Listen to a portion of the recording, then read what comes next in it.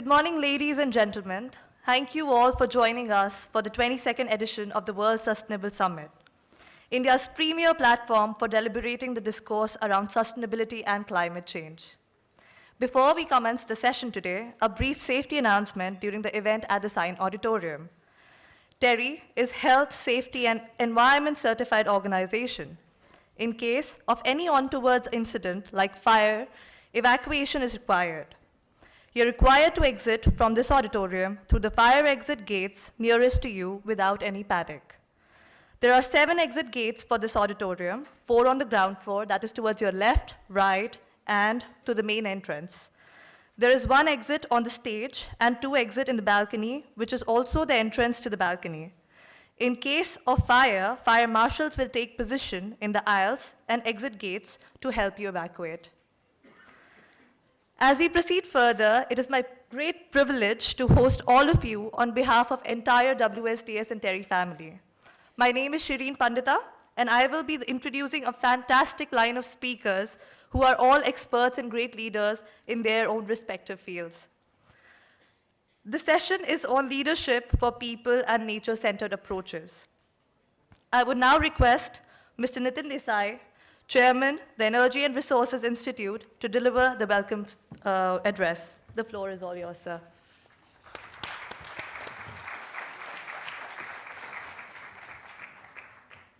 Thank you very much, all of you, for being here.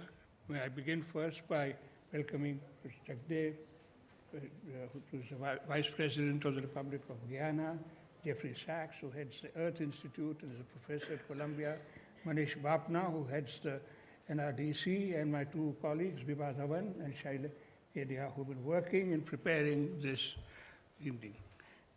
This is the 22nd session of the World Sustainable Development Summit. When we did this about 22 years ago, a lot of our focus had to be on informing people about sustainable development, about climate change, about biodiversity, about land degradation, about water stress, etc., etc. Because there was not that much awareness. That has changed. It has changed significantly, and today, I would say, much of our focus is on the actions that we need to take in order to address these sustainable development issues.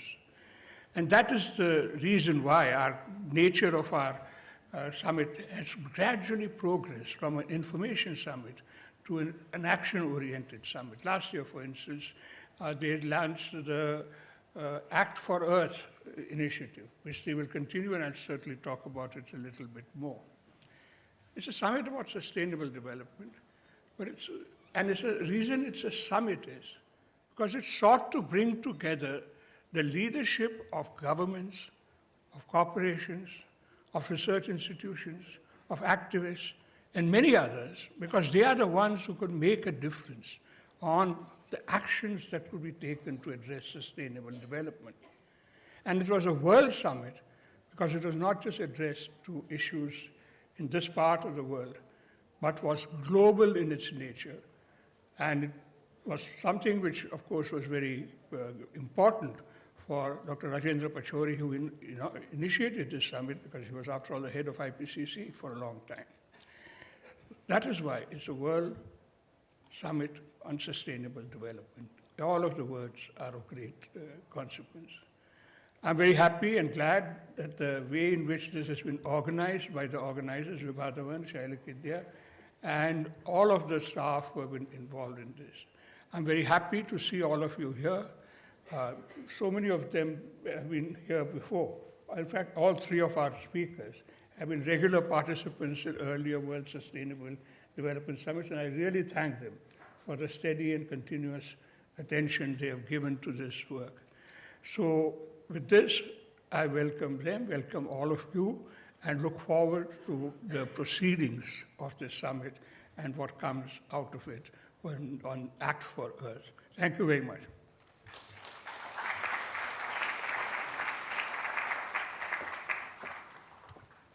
Thank you, sir.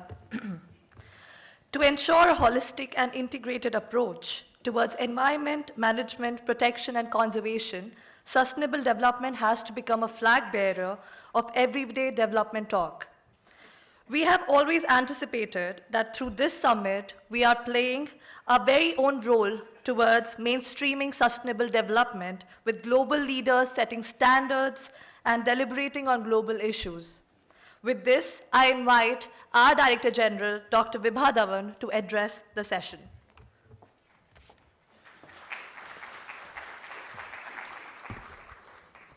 Thank you so much, and thanks to all the participants for taking trouble of being with us today. And I'm very happy today because it's after 2 years that we are able to meet in person again, because I always feel that virtual is great, and that also gives us opportunity for many other participants to be with us because you don't have to spend so much of time. But then those discussions end with that very session.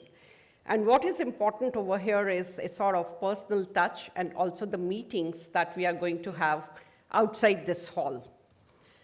I'd like to welcome His Excellency, Dr.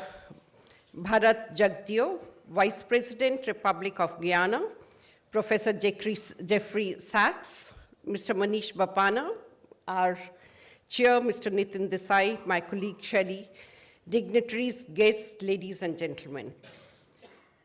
This summit, as mentioned by Mr. Desai, was instituted in the year 2001 as Delhi Sustainable Development Summit, or DSDS, by our founder Director General, Dr. Pachauri. And this series has a legacy of over 2 decades now. Over the course of its 22 years long journey, the World Sustainable Development Summit has become one of the most influential global convening addressing urgent concerns related to climate change and sustainable development. It has sought to serve as a forum for the discussion of actions, solutions, dialogues, and strategic partnerships required to protect the only planet that we have. To deliberate on global issues on climate and sustainability, TERI through WSDS had brought together prominent leaders from government, international organizations, business, academia, and civil society to deliberate on strategies needed to mainstream sustainable development and climate resilience for collective action. One of the highlights of the last summit, which was of course held virtually, was that we don't simply end with the summit, rather we should have something which continues year-round. And that initiative, which we launched last summit, was Act for Earth initiative, and building on the discussions of WSDS, this initiative seeks to continuously engage with stakeholders through its components, COP, Compass, and SDG Charter grounded in research and dialogue. The world, as you all know, is approaching the crucial midpoint of the 2030 Agenda and the Sustainable Development Goals, and which I'm afraid, due to the COVID, we all are talking about that there are going to be delays in achieving SDGs.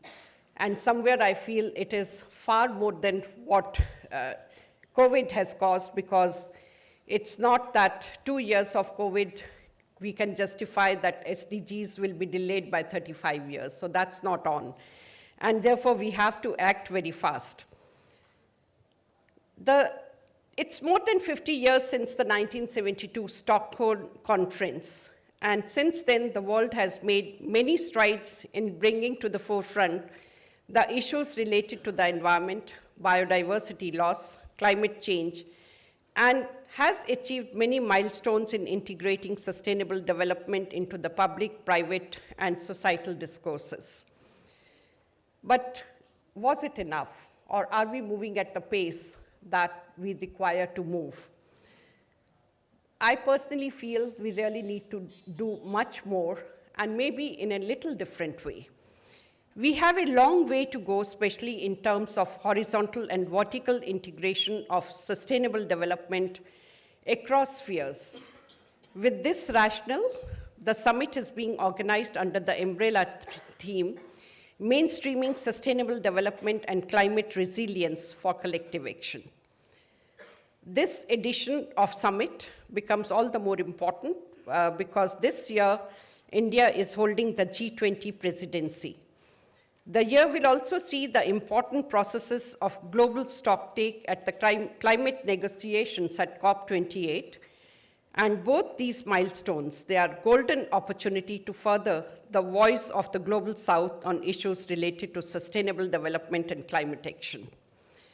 The summit deliberations will examine topics such as finance, sustainable consumption, green development, inclusive energy transitions, climate action, the ocean, nature-based solutions, and so on.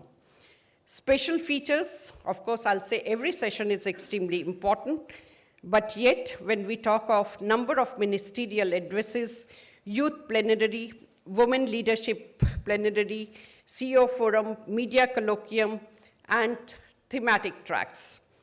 I'm sure you'll enjoy the deliberations on the diverse range of topics, and I do look forward to participation from each one of you. Please ask us questions. Please discuss as much as possible. And thank you for being with us. Thank you so much.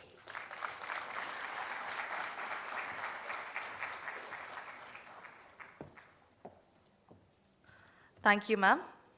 I would now request His Excellency, Dr. Bharat Jagdeo, Vice President, Republic of Guyana, to give his keynote address.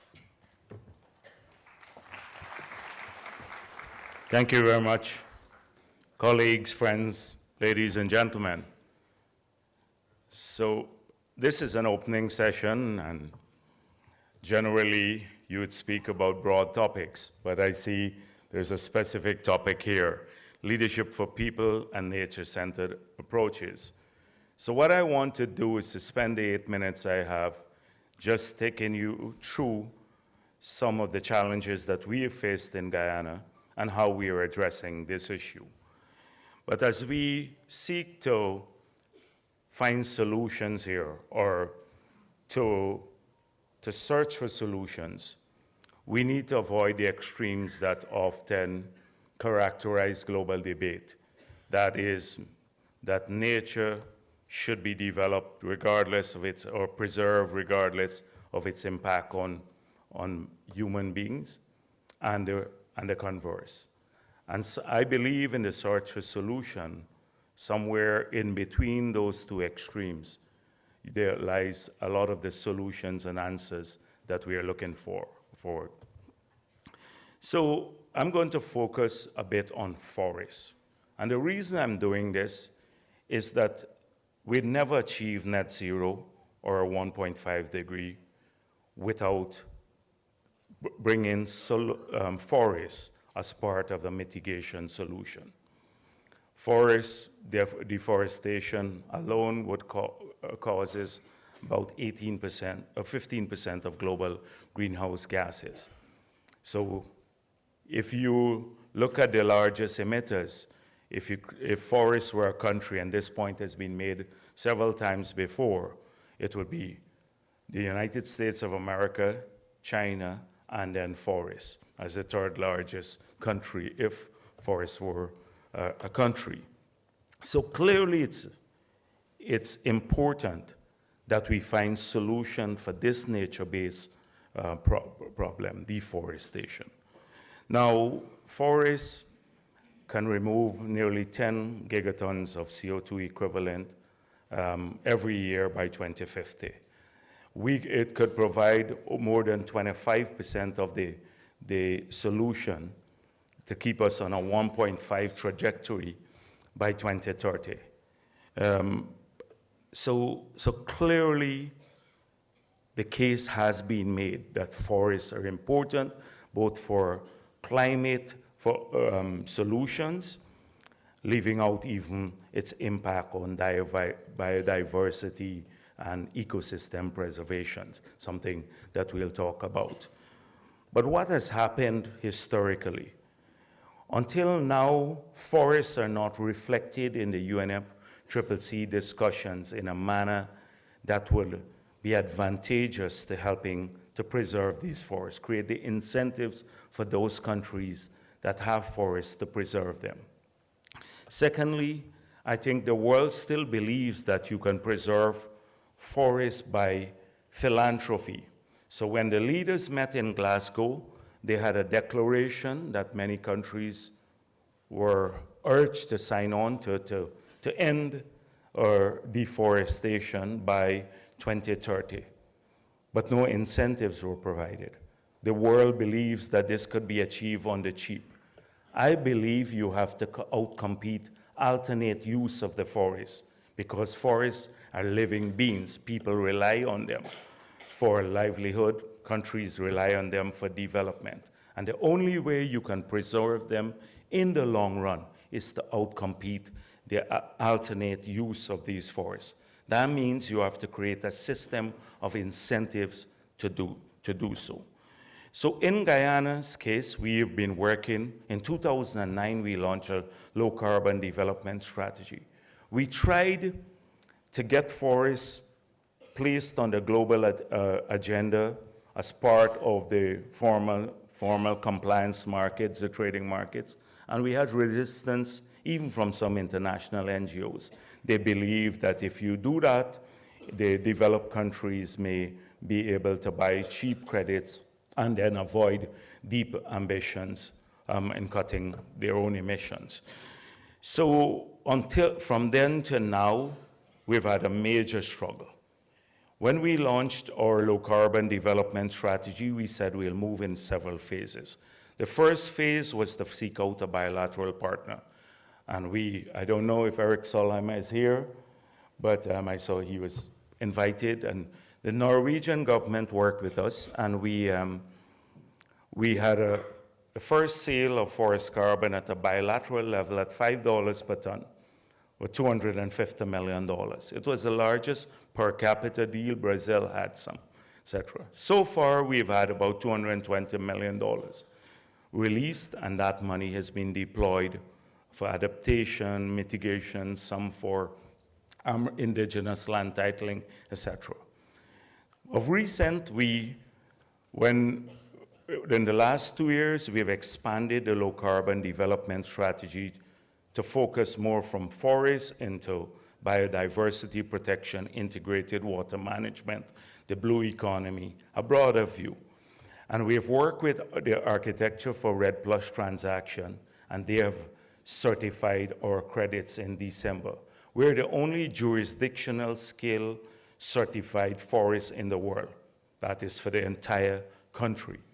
And we've managed to do this because we've had 10 years of robust monitoring, reporting, verification systems, and control over forests. Our forests, our country is covered with about 86% of it is covered with forests. We have one of the lowest deforestation rates in the world. But more importantly, we managed to sell 30% of those credits for $700 million US dollars at a minimum. That was concluded in December. We sold it to Hess Corporation. And I say at a minimum because if the credits are traded further in secondary markets, we'd share the upside benefits. Now, how do we use a nature-based solution approach? So we are preserving our forests, we're creating incentives, we have earned some money. How are we using this now for the second part of the team, for people? So first of all, a lot of this money, 15% will go to indigenous people. We've received about $150 million from December to now, and $22.5 million is just deposited in the accounts of 242 indigenous communities. They all have an account, and these are communities ranging from 50 people to about 3,500. So they have to control over the use of this money. The remaining 85% will be used mainly to deal with adaptation issues, because the thousands of Guyanas below sea level, the entire coast, we're threatened. Water management is a big issue for us, and so we are deploying those resources to deal mainly with adaptation. That will have a massive impact on large numbers of people. So that's how we are deploying these funds. And the reason we are doing this is that developing countries are going to wait until they grow old and die, and if they were people, for adaptation money to come at scale through the global financial, the arrangements that we have. You saw the experience with loss and damage. A fund was created recently at the last COP, but no money allocated to the fund. And they have huge adaptation needs, but they're not getting money for it. And for them, if they don't adapt, there's no talk about sustainability, period. Forget MDGs, forget sustainable development goals. If a single hurricane would wipe out the equivalent of 50 years of accumulated GDP, you know, and they don't know what will happen in the next hurricane season, you can't talk about any form of sustainability. Sustainability for them means adaptation. So this is how, in a nutshell, we're approaching these issues as per the team. We're deploying a nature-based solution which could have a global climate impact, and it would have, of course, impact on the water systems and biodiversity preservation, and we're using those resources to tackle national development issues and impact on people. So that's all I'm going to say now. Thank you very much.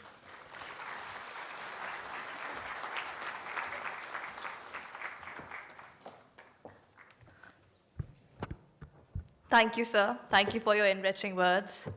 It was our privilege, and it has always been our privilege to host you, and we look forward to continued association with the summit. May I now request Professor Jeffrey Sachs, professor at the Earth Institute in Columbia University, to address the session.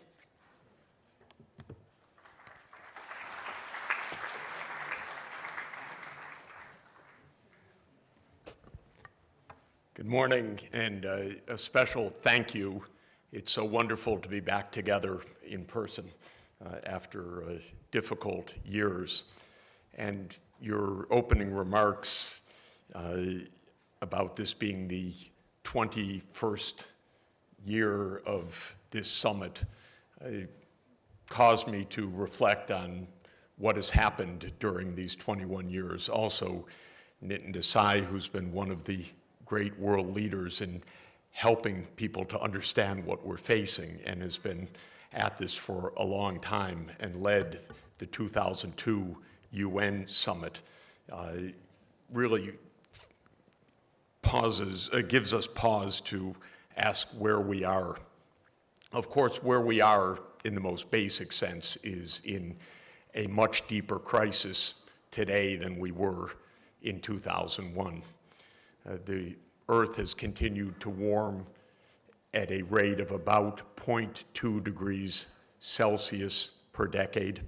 So we are about 0.4 degrees C warmer than we were 20 years ago.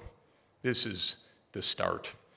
And we know that not because of reading the annual message from the World Meteorological Organization or IPCC, but because we know that the 0.4 degrees C has translated into a world that is already in the midst of massive climate crises everywhere. We're really in the thick of a battle. When we came together in 2001, and I remember all of the early years, we were warning about what the future would be more than saying we're already feeling the consequences. But now we're not warning about the future. We're in the midst of droughts, floods, heat waves, powerful storms, rising sea levels. Everything that was projected is happening. And it's absolutely dramatic. My wife and I, a few days ago, were in a small, tiny village in Kenya where a completely impoverished community was explaining to us that they haven't had rains for 5 years. They're dying. Their cattle have died. It was a pastoralist community. No one is there to look after them. This world is not looking after each other, and we are in a real drama. We know something more now than we did 20 years ago, and that is not only have we had warming at this really astounding rate, demonstrating climate science irrefutably. We don't live in a world where there's still talk about climate deniers and so forth. That's well past. But what we know is that the rate of warming has accelerated. So what used to be 0.2 degrees Celsius is now almost 0.4 degrees Celsius in recent years, and prospectively in the coming decades. At the Earth Institute, one of my great gurus, Professor James Hansen, one of the great climatologists of the world, has been telling me for all of those years, Jeff, it's worse than we thought.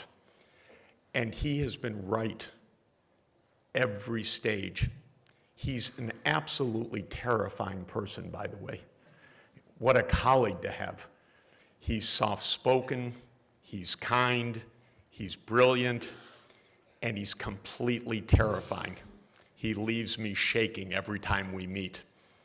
And he explained to me already 15 years ago, Jeff, the ice sheets are going to give way much faster than the IPCC says. And now, last week, there were certain published reports documenting exactly this. I have a kind of inside line to the truth, I have to admit, by having wonderful colleagues like that who give you advanced warnings years or a decade or more ahead of the consensus published scientific literature. We are in an accelerating crisis.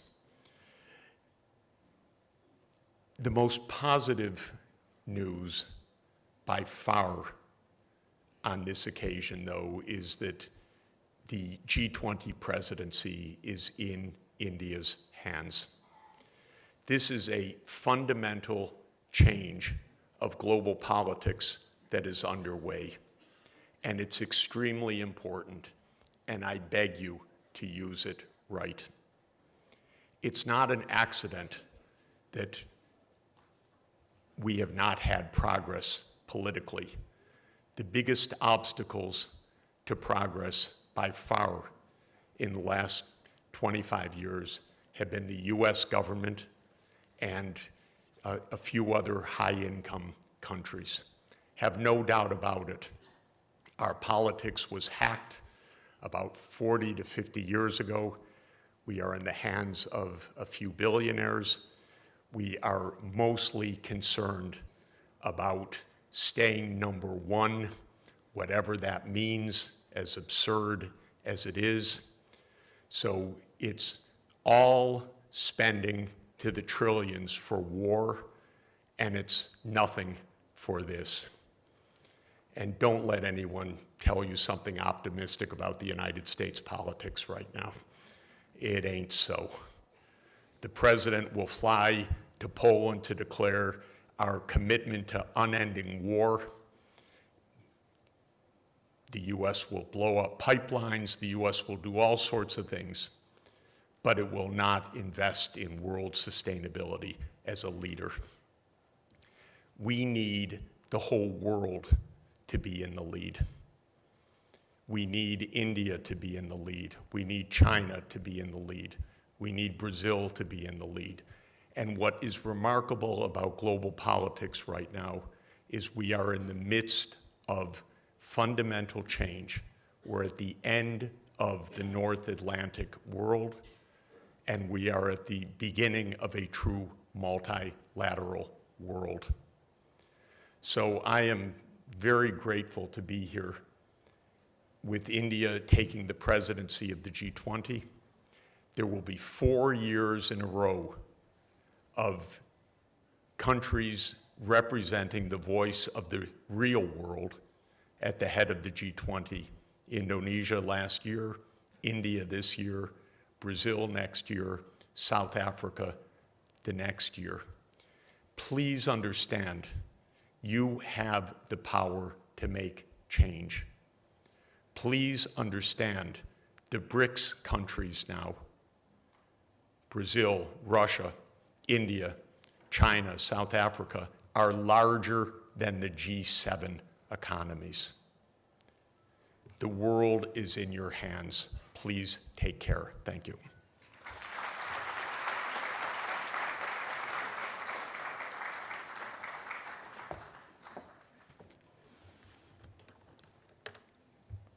Thank you, Professor. We have a long way to go, and we hope world leaders come together to make this a better place. But until then, we are doing our bit. It is always a pleasure to have you with us, sir.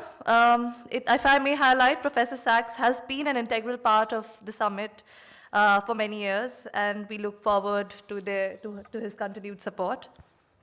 With this, I would now request Mr. Manish Bappan, President and Chief Executive Officer, Natural Resource Defense Council, to give his keynote address.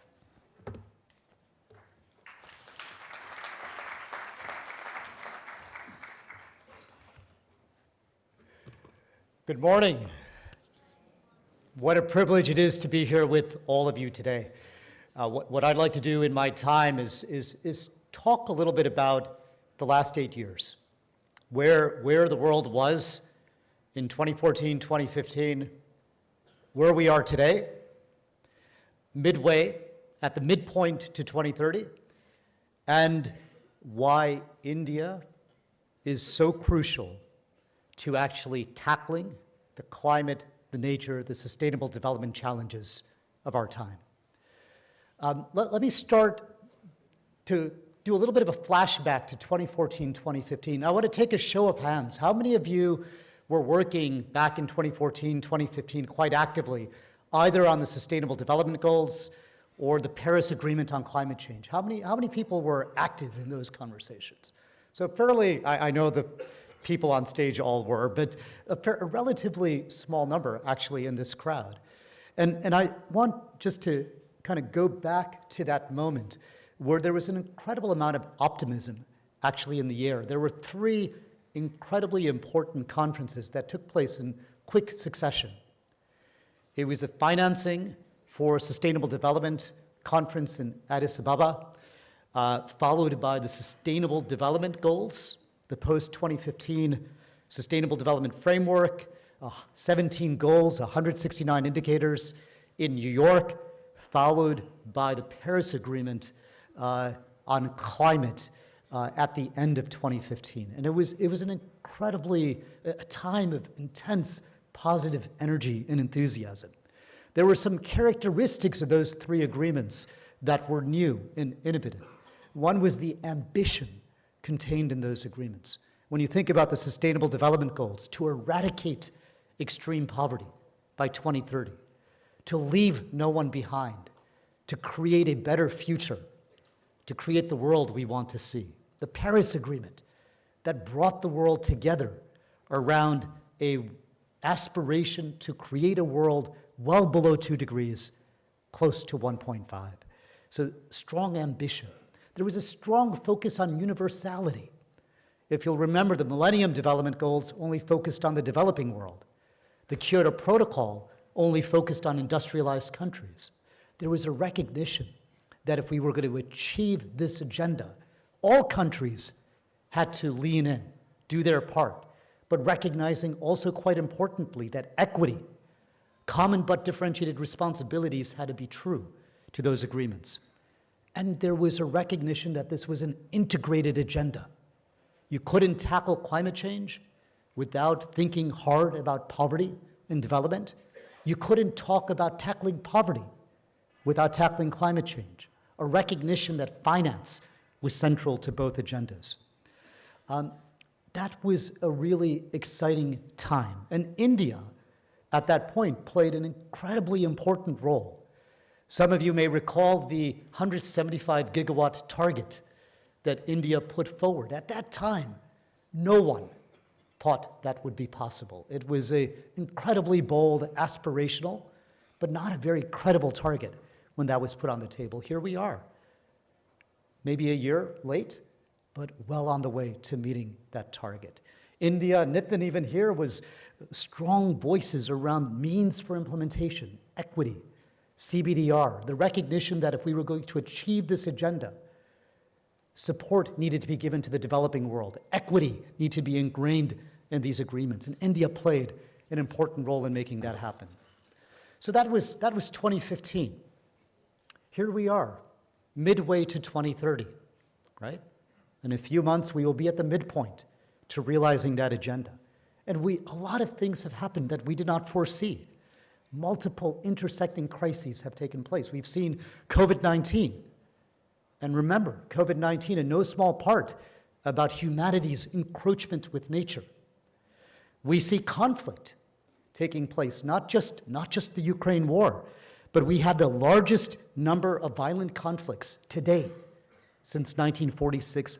1/4 of the global population lives in conflict-affected countries.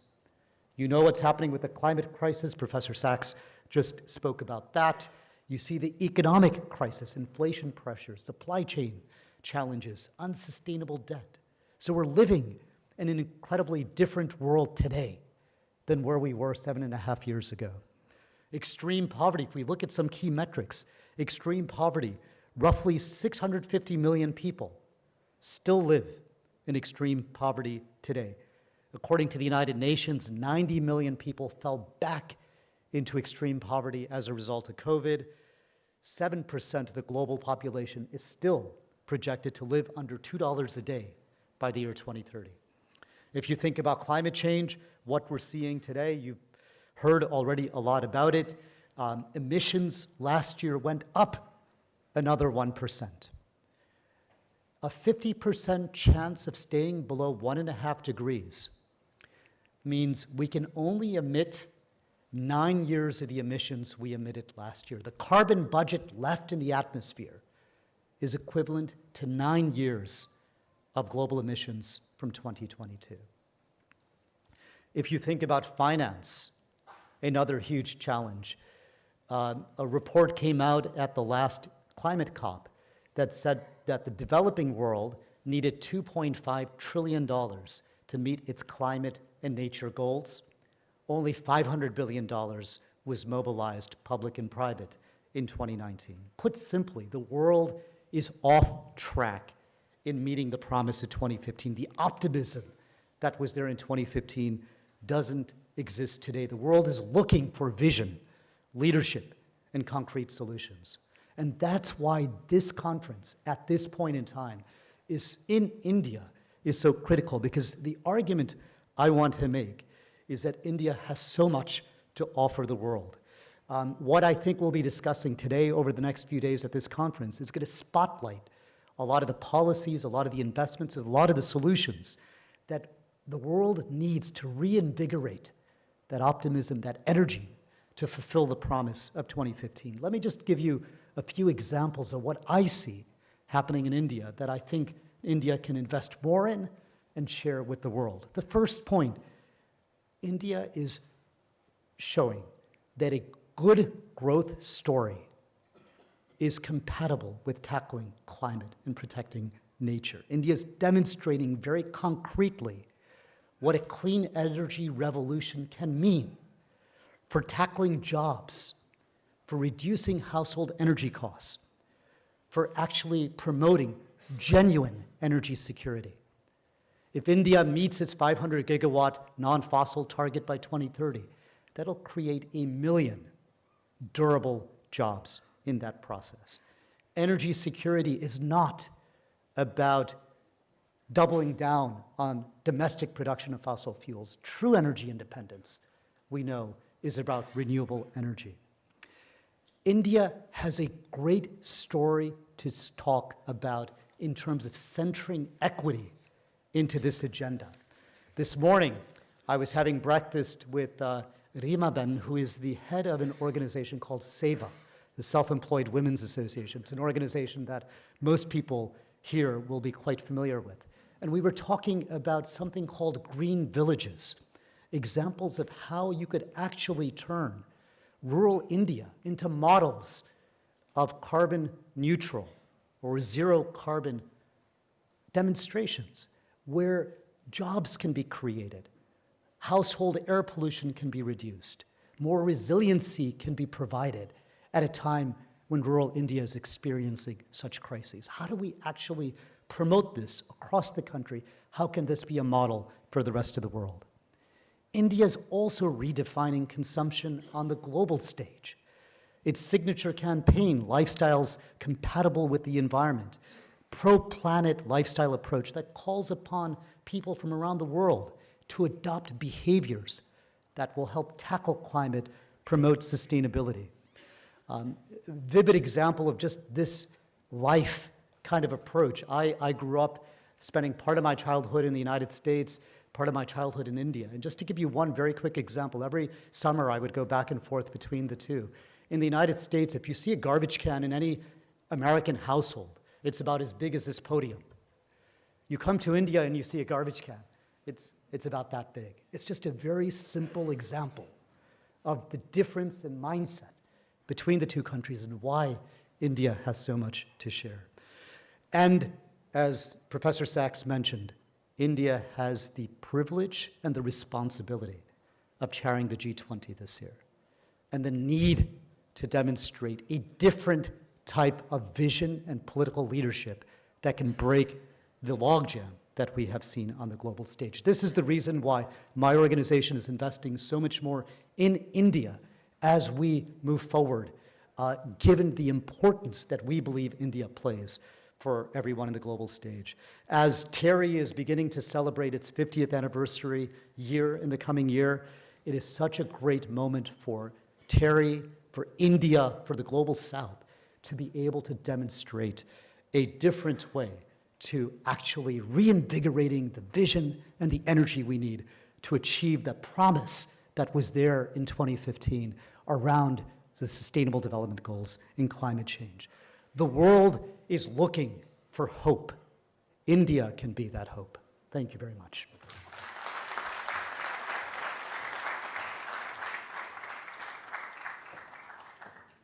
Thank you, sir. Thank you for such an eye-opening session. With this, our session comes to an end. I would now request Dr. Shelley Kedia, Associate Director, TERI, and the curator of the summit, to kindly give the vote of thanks.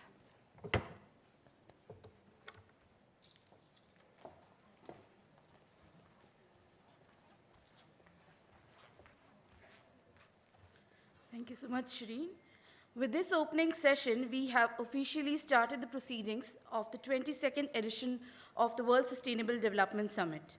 By playing a constructivist role, the Summit and the Act for Earth initiative seeks to reinforce commitments at all levels to enhance ambition and action to create a more sustainable and equitable world for present and future generations.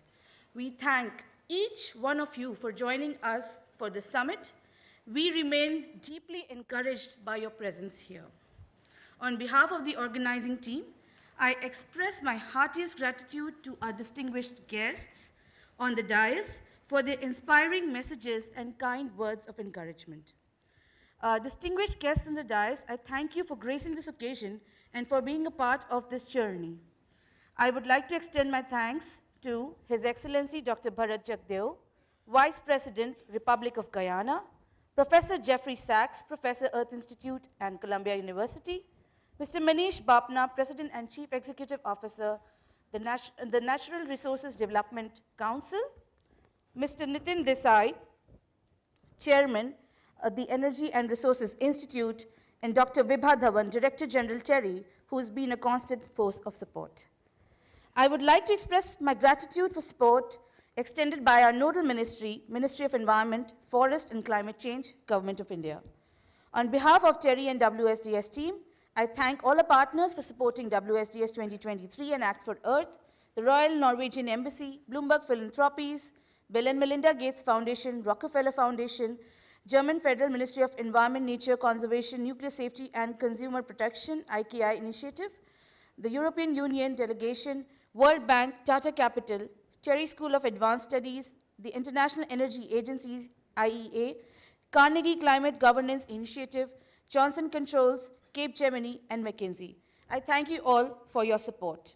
I would like to thank our International Steering Committee members who have guided us on this journey. I would also like to thank the Advocacy Committee of WSDS and our outreach partners. Our advisors, Ambassador Manjeev Puri, Dr. Pradipta Ghosh, Mr. R.R. Rashmi, and Mr. Ajay Shankar. Last but not the least, I would like to thank all my colleagues who worked tirelessly in organizing this summit. Over to you, Shireen.